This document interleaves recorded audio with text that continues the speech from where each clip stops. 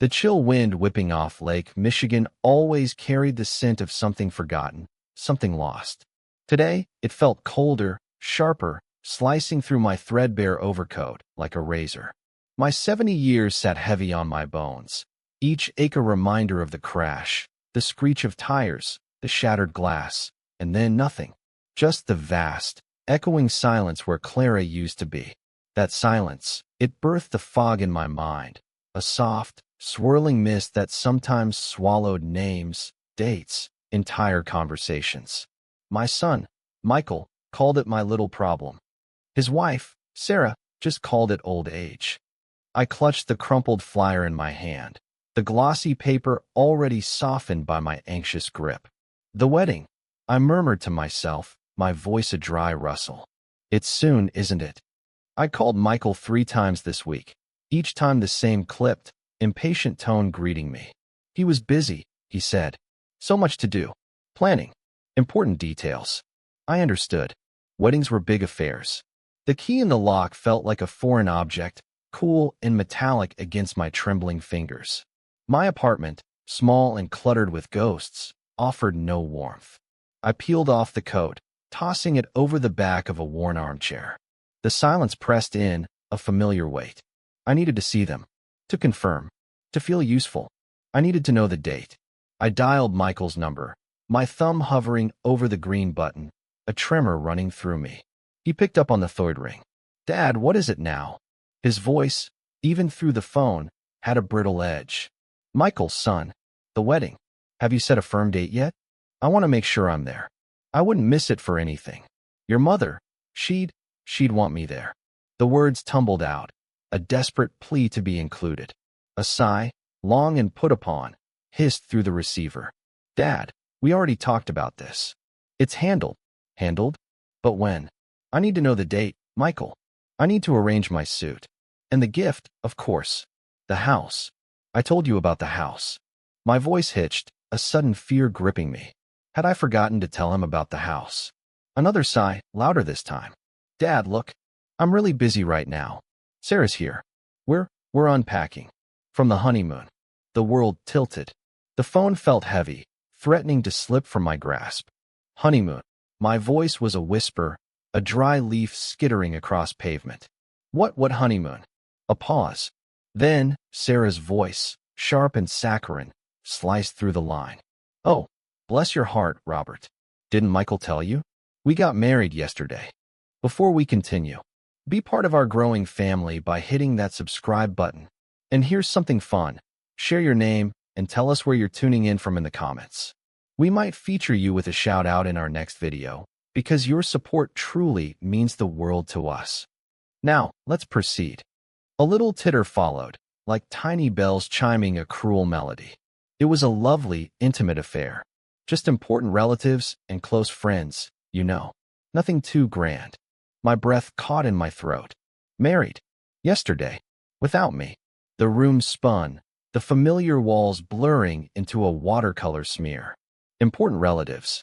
Close friends. The words echoed, each one a fresh stab. They didn't see me as important. They didn't see me as a friend. My own son. My own son. Yesterday.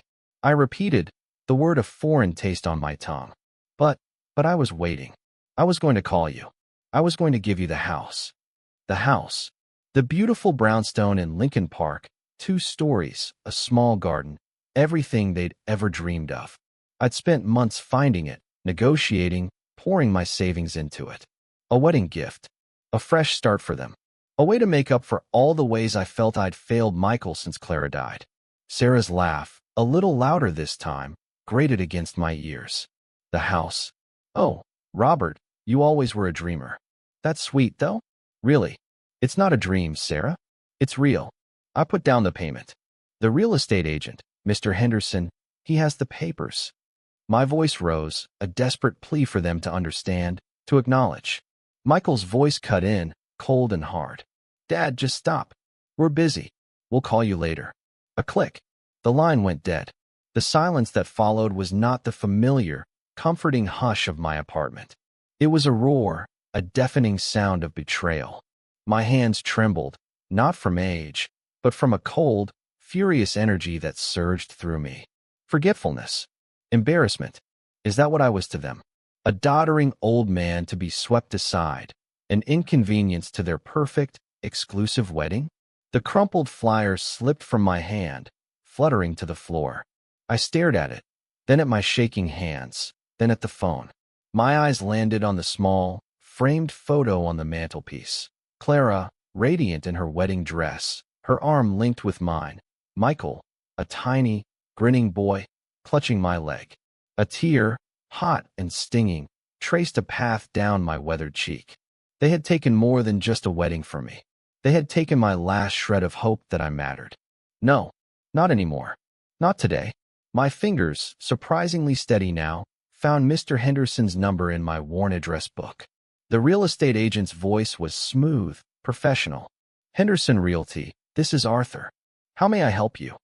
Mr. Henderson, I began, my voice clear, firm, a steel rod replacing the trembling reed. This is Robert Miller. Regarding the Lincoln Park property. The brownstone. I believe you have my deposit. Ah, Mr. Miller. Indeed, a substantial sum. Everything is in order for the transfer to your son and his fiancée. A most generous gift, if I may say so. His voice oozed admiration. Yes, well. I paused, a grim smile touching my lips. There's been a change of plans. I need to reverse the payment. A beat of stunned silence. Reverse. Mr. Miller, are you quite sure? The paperwork is almost complete. This would incur significant penalties. I'm quite sure, Mr. Henderson. Consider it a cancellation. The wedding, you see. It's off. The lie tasted bitter, but necessary. The house is no longer needed. Another pause, longer this time. As you wish, Mr. Miller. I will initiate the cancellation process immediately. You'll receive a confirmation within the hour. Thank you, Mr. Henderson.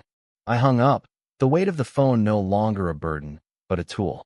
The chill from the lake still seeped through the windows, but a different kind of warmth spread through me, slow and steady. It was the warmth of purpose. The next morning, I visited the bank, then a travel agency. The fog in my mind seemed to have lifted, replaced by a crystalline clarity.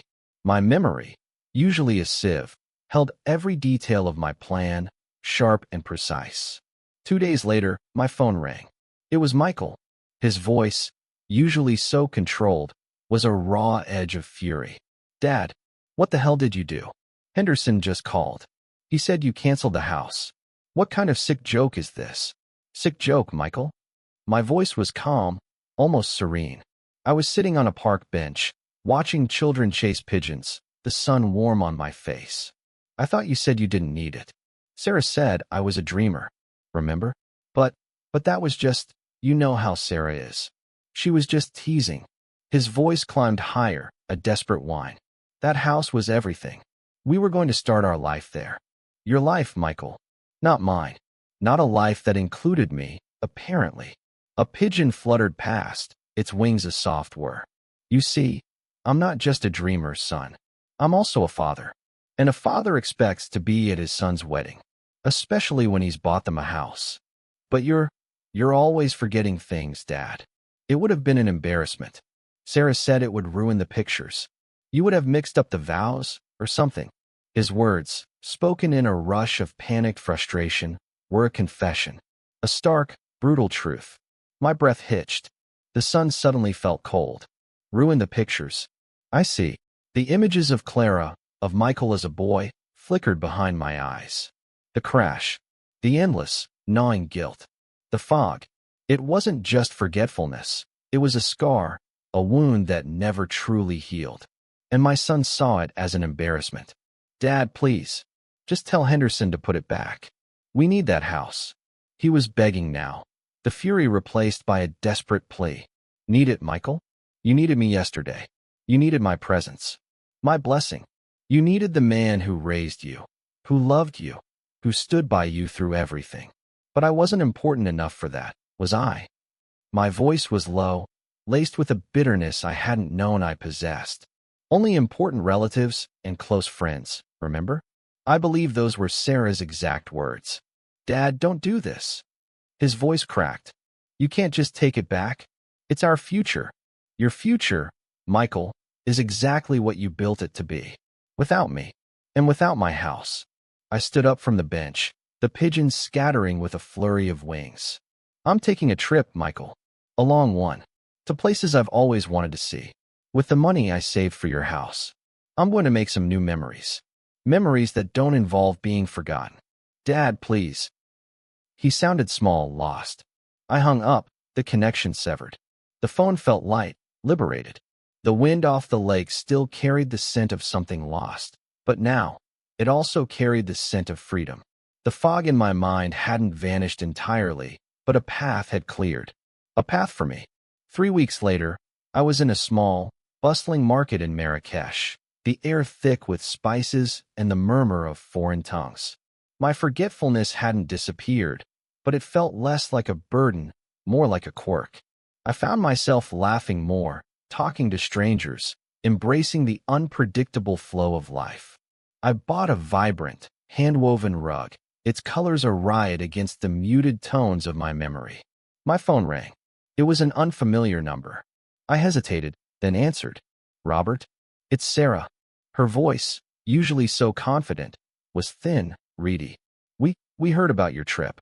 It sounds wonderful. It is, Sarah. Absolutely glorious. The colors here, the smells, it's a feast for the senses. I imagined her jaw clenching, her perfectly made-up face contorting. Look, Robert. He's not doing well. He's really upset about the house. We're living in a tiny apartment now. It's so cramped. And he's been talking about you. A lot. Oh, what's he saying? I knew what she wanted. I knew the game. He said he misses you. He said he made a mistake. He said he should have invited you. He really wants to talk to you. Her voice was a practiced performance, a desperate plea. Did he now?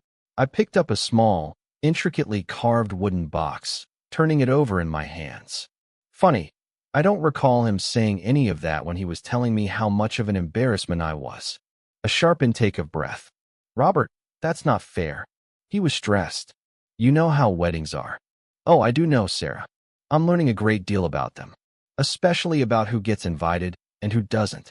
I chuckled, a genuine, unforced sound. Tell Michael to enjoy his cramped apartment. Perhaps it will give him some time to reflect on what truly matters. But what about us? What about family? Her voice was rising, a hint of genuine panic now. Family, Sarah, is built on respect, on inclusion, on love, not on convenience or appearance. I paused, the scent of mint tea wafting past me. I'm enjoying my life, Sarah. For the first time in a long time. I'm not forgetting things anymore. I'm remembering myself. I hung up, leaving her with her thoughts, with Michael's despair, and with the echoing silence of a future they had chosen.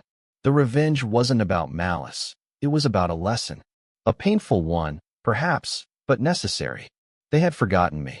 Now, they would remember. And I, for my part, was finally learning to remember myself.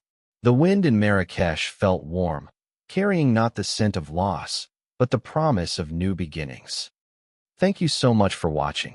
If you enjoyed this story, don't forget to hit that subscribe button and help us reach our first 1,000 subscribers. Your support means the world to us.